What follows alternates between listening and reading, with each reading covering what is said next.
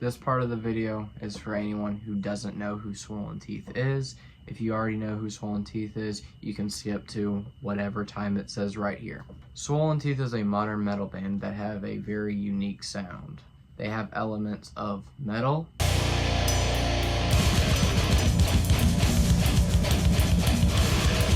punk,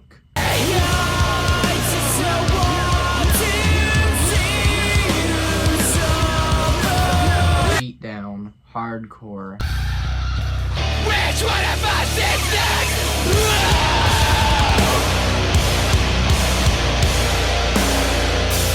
and other stuff of that nature. Along with their very unique sound, they also wear masks. These masks are store-bought masks, so if you check Spirit Halloween, local Goodwill, even Dollar Tree, you might be able to find just a plain mask. Their twist on it is that they are covered in tape. You have white tape and you have black tape.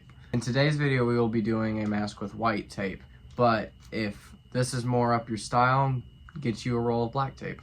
I'll probably have a video going in depth about Swollen Teeth, their music, and what they're about. In today's video, we're mostly focusing on just the masks. What you need to know, store-bought masks wrapped in tape. And in today's video, you'll be able to make your very own. So, before you guys even start taping, of course, you're gonna wanna get a base. I was able to pick up this one from Spirit Halloween.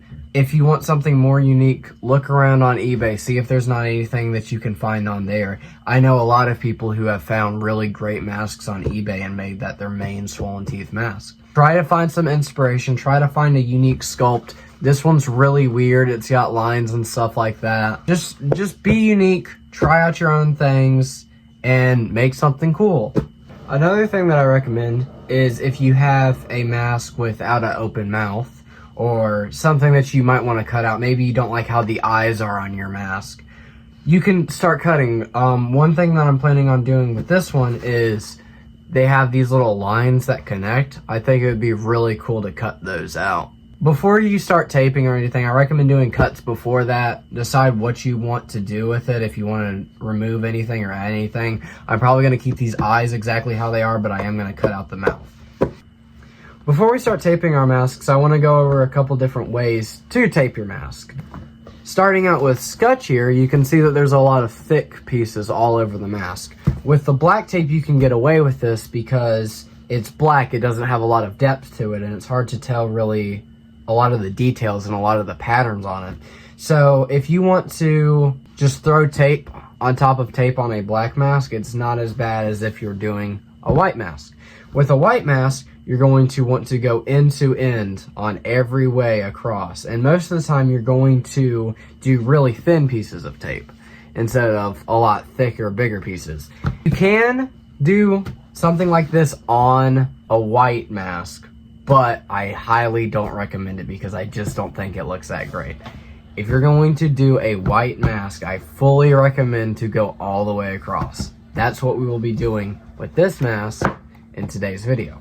For some of the supplies that you're going to need to make your own mask, I recommend getting tape, obviously. The brand that Swollen Teeth uses is a brand called Gaffer Power, and this stuff's really great, but also it's expensive. It's $20 per roll, and if you want to make your own personal Swollen Teeth mask and you don't have $20 to spend on tape, there's nothing wrong with buying any other type of Gaffer's tape. You can either go with white tape or black tape depending on what you want. I also have my good old X-Acto knife. I want to cut out some very specific details on the mouth here, and that's what I'm going to be using for that. If there's any bigger details that I want to cut out, I'm going to be either using these small scissors for precise cutting and then these bigger scissors for any like heavy duty cutting. And then once we're all said and done with the mask, this only goes for white masks. We're going to weather it using face paint. I recommend any type of black makeup. That also works really well.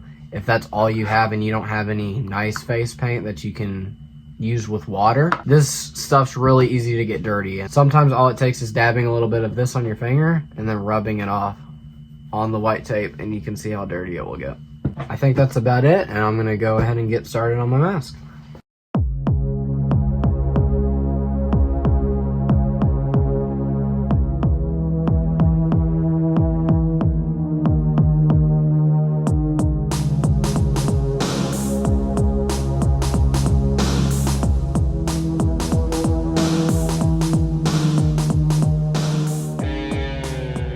I got some of the mouth cut out for it, and I think it's looking really neat. I took off the strap because we're going to be using shoestrings because that's what Soul and Teeth uses on their own masks. So I'm gonna get taping with this. I'm gonna walk you through for the first couple of seconds before I go ahead and do it by myself. So you're just gonna wanna start out with your first piece. I already have mine pre-cut. It's gonna start out as one big strip. What I recommend doing is taking a pair of scissors and cutting where you want them. I recommend doing slightly different sizes. As you can see right there, I have a bigger piece, a little bit of a skinnier piece, a mid kind of skinny, and then I got two really skinny ones on the end right here. When you're first starting out, you don't have to worry about getting every single piece from one opening to the next. So from like this eye cut all the way to the edge. When you're first starting out, you can do some pieces where it's just, you know, it starts at the forehead and then it goes straight across like this. Because this little piece that's sticking out in the middle, that's gonna look ugly once we finish it, is going to be covered.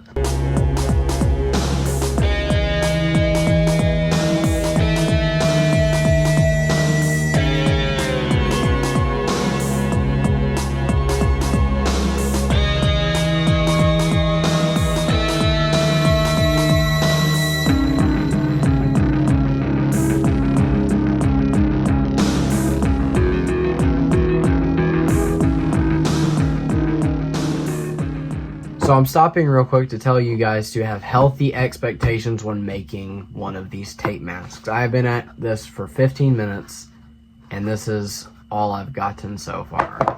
This thing takes a while. I want you to expect for it to take a while. This isn't a walk in the park. This isn't a quick and done easy thing. This is a whole process, and it's probably going to take you about an hour or an hour and a half to fully finish, with weathering, cutting, taping, all of the steps that's needed to complete this thing.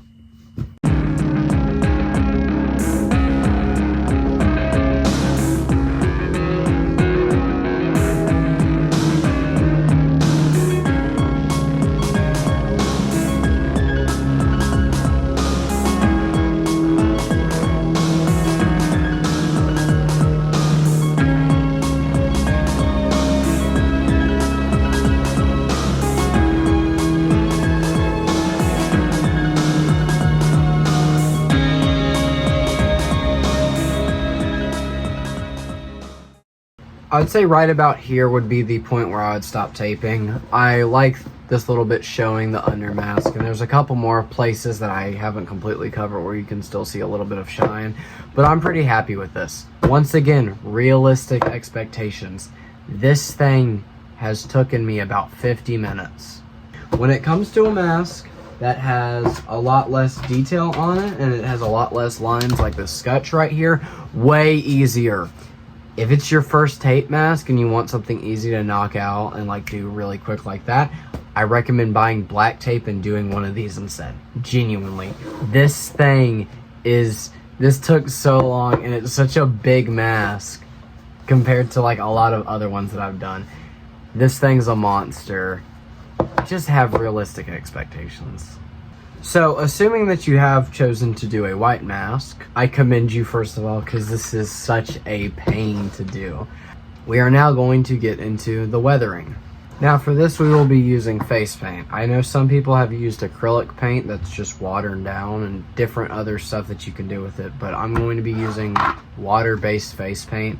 I'm going to put up on screen exactly what this is and where to find it. So what we're going to do is we're going to get our brush a little bit wet, and then we're going to just go like that and get some of it on the brush.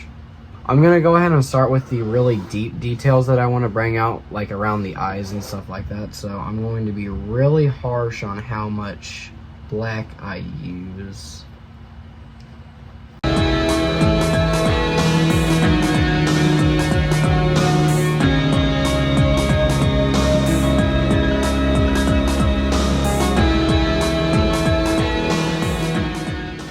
Now I have some of the darker details. I'm going to make my brush a lot more watered down, and I'm going to go across the entire mask and get it like this dirty gray color.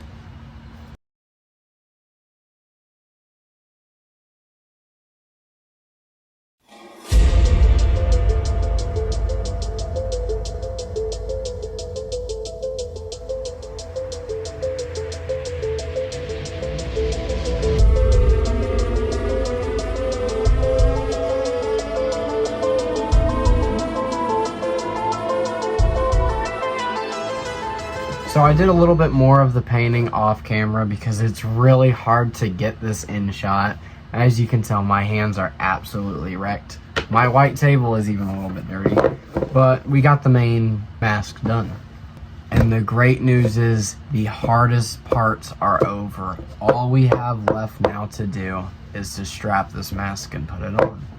When it comes to strapping, if you don't have something such as a hole puncher, I recommend using an X-Acto knife if you have one. Considering you probably bought a pre-made mask, it's probably going to have strap spots on the mask already.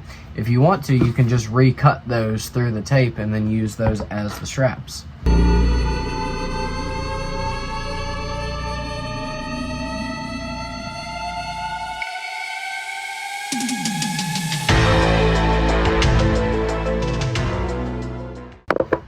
This is more optional. On Swollen Teeth's actual mask, they have a top and bottom strap. I recommend going about 2 to 3 inches away from the top strap down to the second strap to leave enough room for your ear. Once again, I recommend doing this with a X-Acto knife, but if you have the time or the money, I also recommend buying a hole puncher because this will save you a huge headache with the X-Acto knife.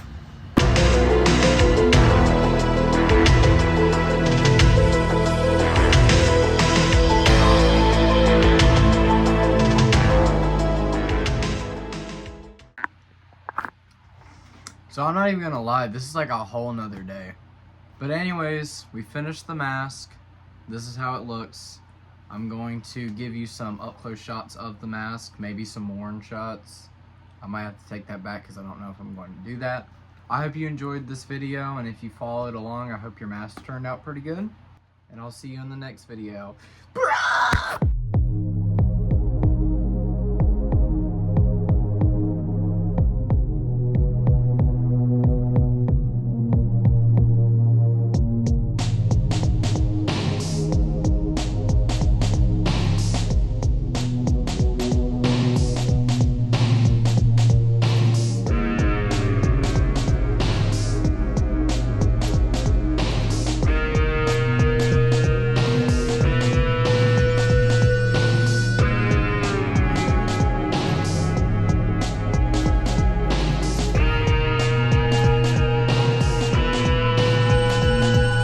I think I'm autistic.